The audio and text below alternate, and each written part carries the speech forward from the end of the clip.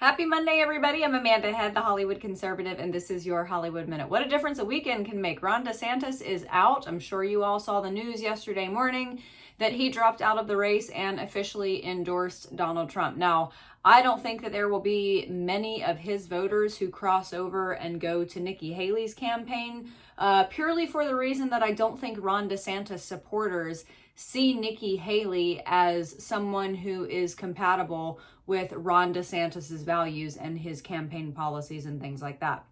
I think that for Ron DeSantis supporters, they saw him as an alternative to Donald Trump, but still an America First conservative Republican.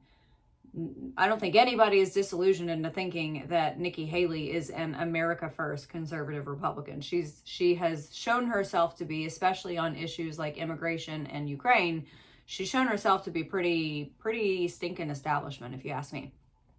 Anyway, now that it is down to Donald Trump and Nikki Haley, which is what she said she wanted after Iowa, she said this is a two-person race, even though she came in third place in Iowa. Anyway, I guess it's, those rankings are kind of hard to comprehend sometimes. Anyway, so now it's just down to her and Donald Trump. And you look at the general polling and you compare that to what a lot of her campaign has been built around since the beginning, which is Nikki Haley was out there saying that I'm the only one who can beat Joe Biden in the general election. Well, that's not true. Unfortunately, Rasmussen Reports poll from January 7th through January 9th, it's the 22nd, so about 13 days ago, a couple weeks ago.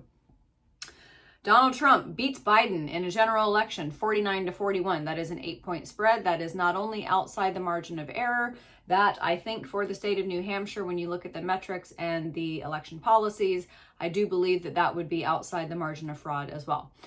Nikki Haley loses to Joe Biden by 2 points, 38-36. That's not only is that not outside the margin of fraud, not that I think that they would have to steal it for Joe Biden against Nikki Haley.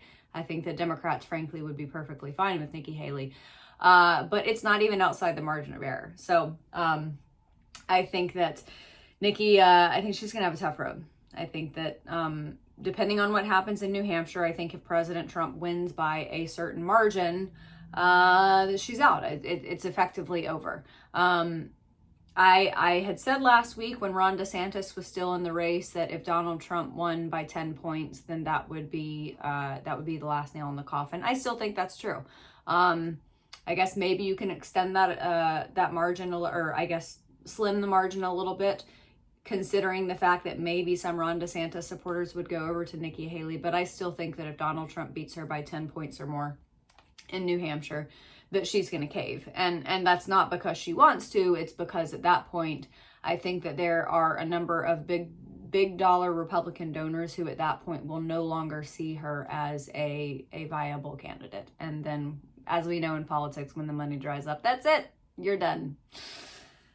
All right, everybody, head over to my website, thehollywoodconservative.us, sign up for my daily emails, go to my pillow, use my promo code Hollywood. Here in LA, we've had rain all weekend long, and it hasn't even necessarily been that cold. I think it's been in the high 50s, but just the overcast makes it feel so chilly. So I've been using my MyPillow slippers and our mattress topper and our flannel sheets, and we have been cozy and good to go. So go check out those flannel sheets. I think they're like 50% off right now. They're incredible. On MyPillow, use my promo code Hollywood. See you tomorrow.